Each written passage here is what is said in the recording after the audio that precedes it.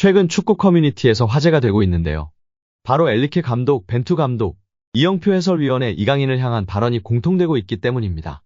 전문가들의 눈은 정말 정확하고 똑같은 것 같은데요. 많은 팬들이 공감하며 지지하고 있는 그들의 발언. 어떤 이야기들이 있었는지 자세한 내용 살펴보겠습니다. 파리 생제르맹이 포르투갈 천재 미드필더 영입 공식 발표를 눈앞에 두며 화제입니다. 이강인을 도울 수비형 미드필더 재능이 프랑스 무대로 향한다는 소식에 팬들의 관심을 받고 있습니다. 유럽 축구 이적 시장 전문가 파브리시오 로마노는 1일 주앙 네베스의 PSG행 발표가 임박했다. SL 벤피카는 이미 서명을 마쳤고 네베스는 메디컬 테스트를 마쳤다라며 이적료는 옵션 포함 7천만 유로 약 1,000억 원 수준이다라고 밝혔습니다. PSG는 수비형 미드필더 영입에 진심이었습니다. 로마노는 PSG는 몇 주간 협상 끝에 두 번째 계약을 체결하게 됐다라며 벤피카와 협의는 꽤 오랜 시간이 걸렸다. 올 시즌을 앞두고 PSG는 네베스와 계약에 서명할 예정이다. 그는 2029년 6월까지 PSG와 함께할 것이라고 설명했습니다. 심지어 PSG는 네베스 영입을 위해 선수 한 명을 계약에 포함했습니다.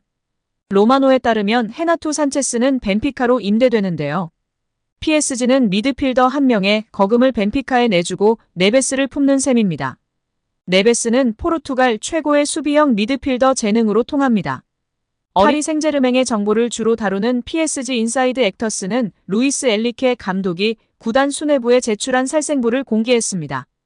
다음 시즌 엘리케 감독에게 더 많은 권한을 제공할 예정인 파리 생제르맹이라 매각과 잔류로 나뉘어진 명단에 눈길이 쏠립니다. 이강인은 엘리케 감독이 꾸준히 신뢰했던 대로 잔류 대상으로 분류됐습니다. 올 시즌 파리 생제르맹 유니폼을 입은 이강인은 엘리케 감독의 시험대를 잘 통과했습니다. 전반기만 하더라도 확고한 주전으로 볼만한 입지를 자랑했습니다. 위치를 가리지 않는 멀티플레이어 능력으로 엘리케 감독에게 큰 신임을 받았습니다. 재능에 상당한 만족감을 표했는데요. 엘리케 감독은 지난해 연말 스페인 프리메라리가를 안 보는 이들에게 이강인은 아마 조금 생소한 선수일 것이라고 입을 연 뒤 이강인은 오른쪽 윙어, 왼쪽 윙어를 맡았다. 매우 중요하다. 이강인은 기술적인 능력을 갖고 있다.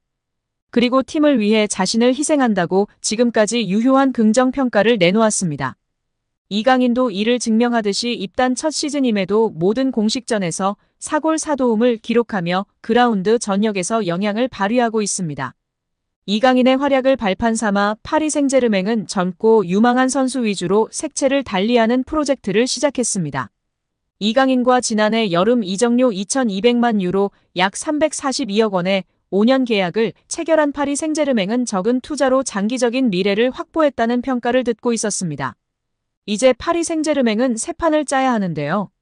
킬리안 음바페도 올 시즌을 끝으로 파리 생제르맹을 떠나기에 엘리케 감독의 계획에 힘을 실어줄 심산입니다.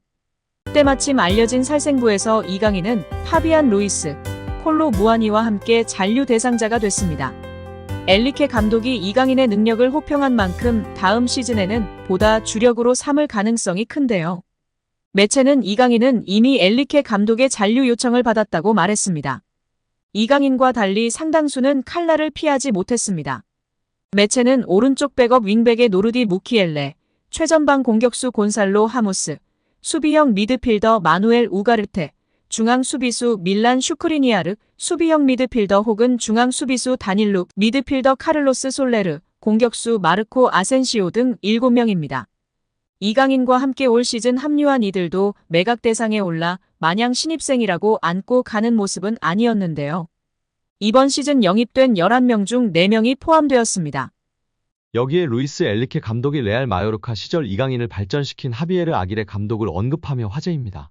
스페인 마르카는 엘리케 감독이 자신의 트위치 채널에서 이강인을 이야기한 걸 발췌해 전했습니다. 엘리케 감독은 아틀레틱 빌바오와 레알 마요르카의 코파델 레이 결승전 이야기를 했는데 한 팬이 이강인 성장 관련 질문을 하자 아기레 감독 공이 크다고 말했습니다.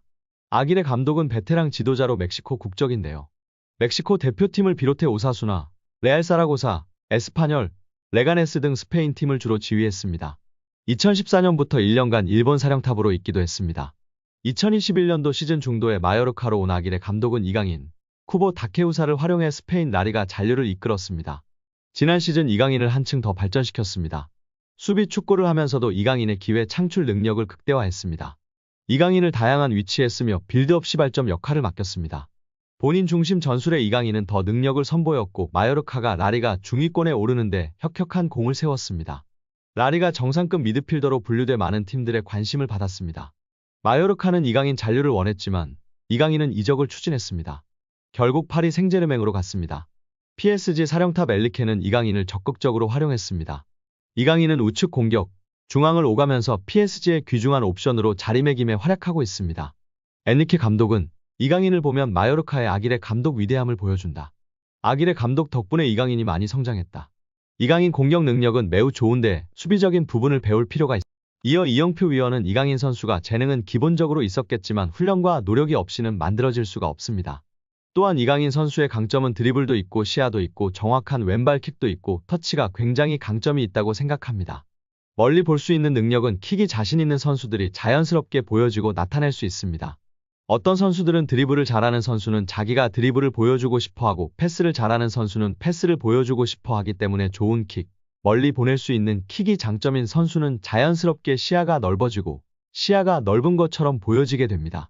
어린 선수들에게 멀리 보라, 시야를 넓혀라 라며 가르치기보다는 좋은 킥을, 멀리 찰 수 있는 킥을 가르치면 자연스럽게 시합에서 연습한 킥을 보여주려고 하기 때문에 시야가 넓어지고 넓혀진 모습을 볼 수 있다고 발언하였습니다. 이어 최근 프랑스 언론의 비판에 대해서도 이야기했는데요. 이강인을 향한 언론 비판은 일도 신경 안 써도 됩니다. 한국에서처럼 선수를 비난 잘하지 않는 문화가 아닙니다. 한국에서는 정말 엄청나게 큰 잘못을 저질렀을 때 비난하나 외국은 그냥 막 합니다. 그들의 문화이고 경쟁이라 신경 쓸 필요가 전혀 없습니다. 유럽에서도 크게 신경 쓰지 않는 편입니다. 거기에 일희일비할 필요 없고 비난을 받더라고 원래 그런다 생각하는 게 팬들도 선수도 좋다고 발언했습니다. 이어 이영표 위원은 이강인 선수가 수비할 때 압박이 안 된다는 단점이 있었는데 약점이라고 지적되던 수비 전환, 수비의 능력을 키웠다는 것이 정말 대단한 것이라며 치켜세웠습니다. 이는 특히 선수의 태도의 문제이기 때문에 이런 것들을 지적을 받으면 자기가 수비력을 키우는 게 아니라 나도 수비를 열심히 하는 척해야지 라는 선수가 있는데 이강인 선수는 진짜 수비를 하는 것이라며 극찬하였습니다. 특히 이런 태도를 갖고 있는 선수는 길게 선수 생활을 하고 겸손하기 때문에 대성하는 경우가 많다고 발언했습니다. 벤투 감독은 유튜브 채널 FC온라인과의 화상 인터뷰에서 대한민국 축구대표팀 시절 줄곧 외면했던 이강인을 카타르 월드컵에 발탁한 이유에 대해 이강인의 재능이 뛰어나다는 사실은 팬, 감독, 스태프 미디어 할 것 없이 누구도 반박하지 못할 것이다. 하지만 우리 코치진은 그보다 많은 분석이 필요하다. 재능만으로 판단해서는 안 된다. 이강인과 같은 열번 유형의 선수는 주로 공격만을 생각하고 수비를 고려하지 않는다며 솔직히 이강인을 월드컵 명단에 올린 건 월드컵 본선 직전이었다. 이강인을 월드컵에 발탁할지에 대해 확신이 있었다고 한다면 그건 솔직한 대답은 아닐 것이라고 월드컵 최종 명단에 이강인을 제외할 생각도 있었다고 털어놨습니다. 하지만 벤투 감독은 23명 명단에 이강인을 포함했고 이강인은 월드컵 조별리그 가나전에서 부메랑 크로스로 조규성의 골을 돕는 등 톡톡 튀는 활약으로 믿음에 보답했습니다. 벤투 감독은 이강인을 명단에 올린 중요한 이유는 그가 바뀌어서다.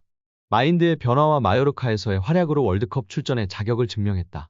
그는 마요르카에서 완전히 다른 선수가 되었다.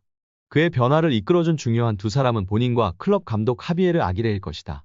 이강인은 스스로 스타일을 바꿔야 한다고 인정한 것 같고 아기레 감독은 그런 변화에 대한 확신을 줬을 것이다. 이강인의 훈련 퍼포먼스와 합숙에서 보여준 모습들이 월드컵 무대에서 좋은 성과를 이어졌다고 돌아봤습니다.